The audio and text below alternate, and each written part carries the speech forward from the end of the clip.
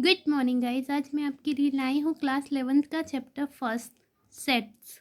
ठीक है, तो सबसे पहले हम लोग देखेंगे कि सेट्स क्या होते हैं। तो सेट्स देखें, a well defined collection of object होता है। तो सबसे पहले इसका डिफिनेशन देख लेते हैं। तो देखिए सेट की definition, a set is a well defined collection of object. ठीक है, तो ये इसकी डिफिनेशन हो गई। अब हम लोग इसको एग्जाम्पल से समझते हैं। तो देखिए, अगर हमको एग्जाम्पल में इस तरीके से कुछ दिया गया हो, अगर हमको बोला गया हो कि the Wavell in the English alphabet में सेट हमको बनाना को कहा गया हो, तो हम लोग देखें कैसे करेंगे। तो देखिए, A is equal to a e i o u. देखिए, ये हम सबको पता है कि इंग्लिश अल्फ़ाबेट में वावेल 5 होते हैं और ये AEIOU ही होते हैं। तो किसी से भी अगर बोला जाएगा कि the Wavell in the English alphabet में हमको सेट बनाना है, तो यही बनेगा। तो ये क्या है, ये एक वेल डिफाइंड है, तो इसलिए इसको एक सेट कहा जाएगा। अब दूसरा एग्जाम्पल देख लेते हैं। ये फर्स्ट एग्जाम्पल था, अब दूसरा एग्जाम्पल देख लेते हैं। दूसरा एग्जाम्पल क्या बोलेगा, अगर मान लीजिए बोल देता है कि odd natural number less than 10। ठीक है, तो आपको क्या करना है, ऑड नेचुरल नंबर लिखना है जो 10 से कम हो। तो क्या हो जाएगा, b इज इक्वल टू, हम सबको पता है कि 10 से कम कौन सा ऑड नंबर होता है, तो 1, 3, 5, 7 और 9। ठीक है, यही होता है। तो किसी से भी कहा जाएगा तो यही लिखेगा, तो ये एक वेल डिफाइंड है, तो ये भी हमारा सेट हो जाएगा। मतलब जो चीज़ वेल डिफाइंड हो, अच्छे से डिफाइंड हो, तो उससे ही बोलते हैं सेट। ठीक है, और आपको एक बात बता दें कि ये जो होते हैं, ये क्या होते हैं, ये सभी होते हैं एलिमेंट ऑफ सेट बी। ठीक है, ये जो होते हैं ये होते हैं एलिमेंट सेट के। ठीक है, तो अब हम लोग दो सिंबल के बारे में बात कर लेते हैं। एक तो है ये और एक है ये। ठीक है, तो इसका मतलब क्या हो जाएगा, तो इसका मतलब हो जाएगा बिलोंग टू सेट। ठीक है, अब इसका मतलब क्या हो जाएगा, तो इसका मतलब हो जाएगा does not belong to sets.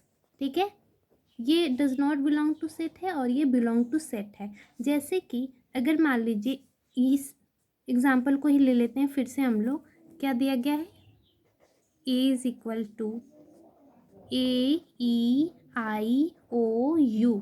ठीक है, ये दिया गया है। तो अगर मान लीजिए ए क्या कर रहा है, ए अगर इसके बीच कौन सा सिंबल भरेंगे, बिलोंग टू का या फिर डज नॉट बिलोंग टू का। तो इसमें देखें, ए क्योंकि बिलोंग कर रहा है सेट ए से, तो आप लोग कौन सा सिंबल भरेंगे, बिलोंग टू का। ठीक है, अगर बी को देखा जाए तो बी के अंदर कौन सा सिंबल भरेंगे, तो देखिए बी इसमें कहीं पे भी बिलोंग नहीं कर रहा है, तो आप ये वाला सिंबल भरेंगे। तो क्या हो जाएगा, डज नॉट बिलोंग टू ए। ठीक है, तो आप लोगों को ये समझ में आ गया। तो देखिए, अब हम लोग बात करेंगे कि सेट को हम लोग किस तरीके से रिप्रेजेंट कर सकते हैं। तो देखिए, देयर आर टू मेथड्स, दो मेथड हैं ऑफ रिप्रेजेंटिंग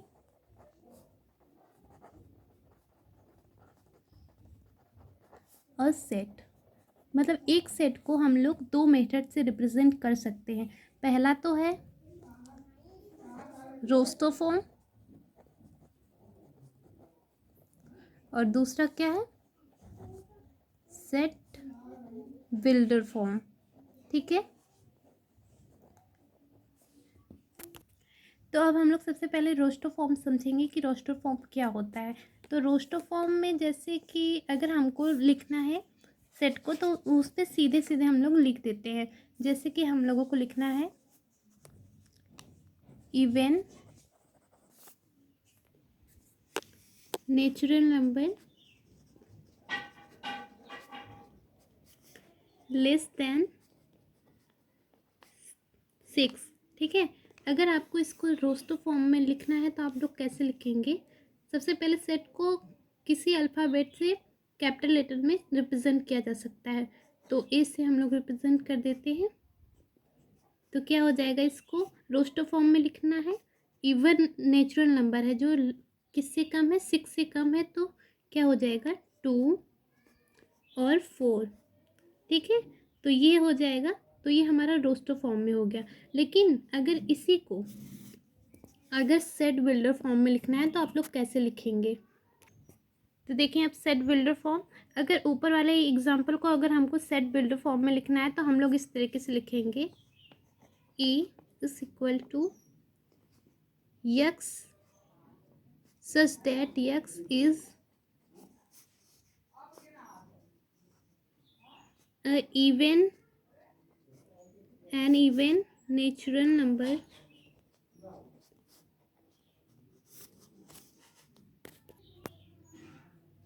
less than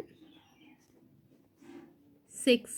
ठीक है, तो ये इस तरीके से हम लोग सेट बिल्डर फॉर्म में लिखते हैं और इस तरीके से हम लोग रोस्टर फॉर्म में लिखते हैं। तो आप लोग को समझ में आ गया। और आप लोग एक नोट लिख लीजिए यहाँ पे। नोट में क्या है कि the set in roster form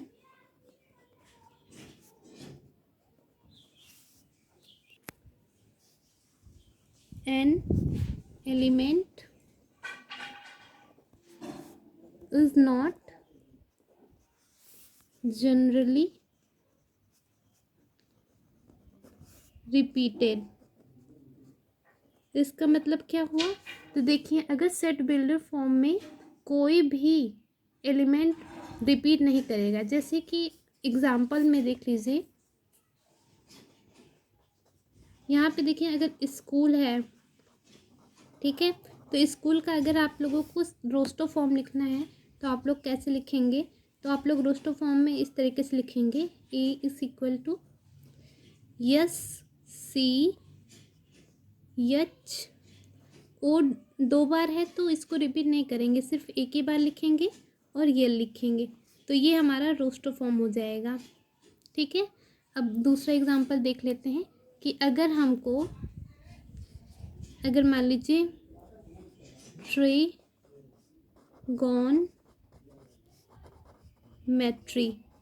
ठीक है, इसका अगर रोस्टो फॉर्म में लिखना है तो आप लोग किस तरीके से लिखेंगे? तो इसको बी मान लेते हैं।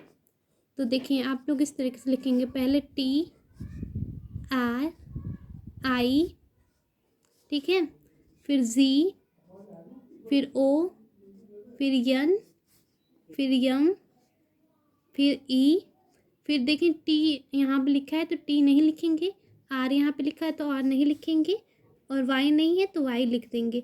मतलब कि जब सेट रोस्टो फॉर्म में होगा तो कोई भी एलिमेंट उसका रिपीट नहीं कर सकते हम लोग। ठीक है, तो चलिए अब हम लोग कुछ क्वेश्चन देख लेते हैं। तो देखिए, फर्स्ट क्वेश्चन है, which of the following are sets, justify your answer. तो इसमें बताना है कि कौन सेट्स है और कौन सेट नहीं है। तो देखिए, फर्स्ट क्वेश्चन क्या है, the collection of all the month of a year beginning with the letter J. ठीक है, तो आप लोगों को क्या बताना है कि एक साल में कितने महीने आते हैं, उन सभी को बताना है। तो ये एक डेफिनिट है, एक साल में 12 मंथ ही होते हैं, तो ये एक डेफिनिट है, तो ये सेट होगा। ठीक है, तो ये सेट होगा। और ये देखिए, the collection of 10 most talented writer of India. तो आप लोगों को बताना है कि 10 most talented writer of India के कौन है। तो ठीक है, लेकिन देखिए 10 मोस्ट टैलेंटेड, तो इंडिया में तो बहुत सारे टैलेंटेड राइटर हैं, तो आप लोग, ये डेफिनेट नहीं है, तो ये सेट नहीं होगा, क्योंकि इंडिया में तो बहुत सारे टैलेंटेड राइटर हैं, तो इसलिए ये सेट नहीं होगा। ठीक है, अब थर्ड क्वेश्चन देख लेते हैं, a team of 11 best cricketer batsman of the world. ठीक है, तो बोला गया है कि कोई एक टीम का 11 बेस्ट क्रिकेट बैट्समैन पूरे संसार में, इसको बताना है। ठीक है, तो किसी टीम में सिर्फ 11 बेस्ट बैट्समैन तो होंगे नहीं, बहुत सारे होंगे, तो ये डेफिनेट नहीं है, इनडेफिनिट है, तो इसलिए इसको क्या बोलेंगे, ये सेट नहीं है। ठीक है, अब फोर्थ क्वेश्चन देख लेते हैं। The collection of all boys in your class, मतलब आपकी क्लास में कितने बॉयज़ हैं। तो अगर आपकी क्लास में मान लेते हैं कि 20 बॉय हैं, ठीक है, तो ये एक डेफिनेट है कि आपकी क्लास में 20 बॉयज़ ही हैं, तो ये एक क्या है, सेट है। ठीक है, the collection of all the natural number less then 100, इसमें बोला गया है कि नेचुरल नंबर को बताना है जो लेस देन 100 है, तो ये एक डेफिनेट है। ठीक है, 1 से 100 तक नेचुरल नंबर है, तो 1 से 99 तक हो जाएगा, तो ये डेफिनेट है, तो ये क्या हो जाएगा, ये सेट हो जाएगा। तो इस तरीके से आप लोग सभी क्वेश्चन कर लेंगे। तो अब हम लोग क्वेश्चन 2 देख लेते हैं, क्या दिया गया है। Let A is equal to 1 2 3 4 5 6, तो इंसर्ट द अप्रोप्रिएट सिंबल। ये देखिए, बिलोंग टू और does not belong to in the blank space, मतलब ये जो ब्लैंक स्पेस दिया गया है इसमें इन दोनों में से कोई सिंबल भरना है। ठीक है, तो ये देखिए, ये हमने बताया था कि ये बिलोंग टू का सिंबल है, ये डज नॉट बिलोंग टू का सिंबल है। तो यहाँ पे देखिए पहले में क्या हो जाएगा, तो 5 बिलोंग करता है ए से या नहीं, तो देखिए 5 यहाँ पे है, तो मतलब ये बिलोंग कर रहा है ए से, तो हम लोग कौन सा सिंबल लगाएंगे, तो हम लोग ये वाला सिंबल लगाएंगे, तो ये हो जाएगा बिलोंग टू। ठीक है, अब यहाँ पे देखिए 8 है, तो 8 बिलोंग कर रहा है क्या सेट ए से, तो नहीं बिलोंग कर रहा है, तो हम लोग डज नॉट बिलोंग टू का सिंबल लगाएंगे। ठीक है, अब यहाँ पे देखिए 0 भी बिलोंग नहीं कर रहा है ए से, तो हम लोग इसमें डज नॉट बिलोंग टू का सिंबल लगाएंगे। अब 4, तो 4 बिलोंग कर रहा है सेट ए से, तो अब हम लोग बिलोंग टू का सिंबल लगाएंगे। इसी तरह 2 है, तो 2 भी बिलोंग कर रहा है, तो इसमें भी बिलोंग टू का सिंबल लगाएंगे। और 10 तो इसमें बिलोंग ही नहीं कर रहा है, तो इसमें डज नॉट बिलोंग टू का सिंबल लगाएंगे। ठीक है, तो अब देखें क्वेश्चन 3 देख लेते हैं, इसमें क्या बोला गया है।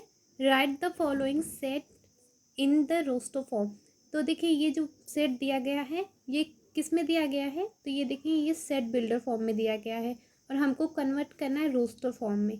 ठीक है, तो दिया क्या गया है, A is equal to x such that x is an integer and -3 से, देखें जो यक्स है -3 से बड़ा है लेकिन मतलब 7 से छोटा है। ठीक है, तो अब हमको इसको रोस्टर फॉर्म में लिखना है, तो हम लोग क्या लिखेंगे, ए इज इक्वल टू -3 से बड़ा है तो हो जाएगा -2 -1 0 1 2 3 4 5 और 6। ठीक है, तो ये हमारा रोस्टर फॉर्म में हो गया। देखिए आप लोग जब जाएंगे आंसर शीट में देखेंगे तो यहाँ पे -3 भी दिया गया है, तो ये गलत है, -3 यहाँ पे नहीं होगा, -2 से स्टार्ट होगा, क्योंकि देखिए अगर -3 रहेगा तो यहाँ पे इज इक्वल टू का साइन आएगा, तब -3 रहेगा। ठीक है, तो अब देखिए क्या दिया गया है, b is equal to x x such that x is a natural number less than 6। ठीक है, तो यक्स एक नेचुरल नंबर है जो 6 से कम है। ठीक है, तो अब हम लोग इसको रोस्टर फॉर्म में चेंज करेंगे, तो हो जाएगा b इज इक्वल टू 1 2 3 4 5। ठीक है, तो ये हमारा रोस्टर फॉर्म में हो गया।